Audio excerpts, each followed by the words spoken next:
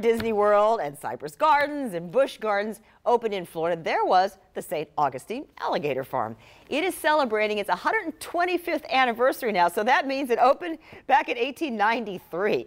First Coast News' Justin Clark reports on its history and how the park is working on a big new exhibit.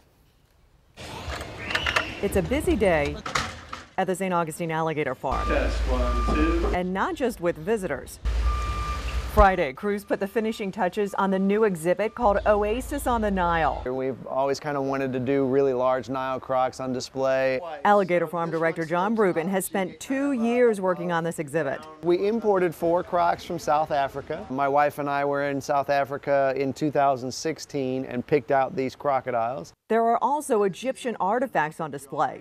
And the exhibit has what they call this toes to nose feature, where you could be standing right here and on the other side of the glass, the nose of the crocodile could be right there. The male's over 12.5 feet and all 3 females are about 12 feet. This exhibit is the latest edition that has piqued visitors' interest for 125 years. A St. Augustine man started the Alligator Farm. It was near a tram station. In 1893. He just captured alligators that were here naturally on Anastasia Island. And people paid to see them. A nickel or whatever it was. Over the years, people kept paying to see these incredible animals. People have been coming to Florida and they got to see alligators and they got to drink orange juice, and we provide one of those. But there's a lot more to see now. Birds, lemurs, tortoises, and now Nile crocodiles. People often have memories of the Alligator Farm, and so does the staff. I'm 51. I started here when I was 26. Jim Darlington is one of those guys who gets into the enclosures with the alligators and crocodiles,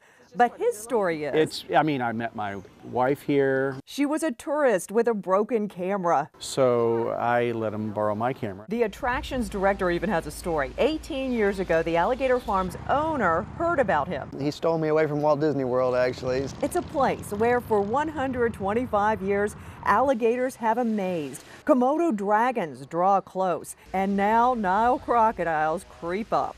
You get a personal experience. In St. Augustine, Jessica Clark, First Coast News on your side.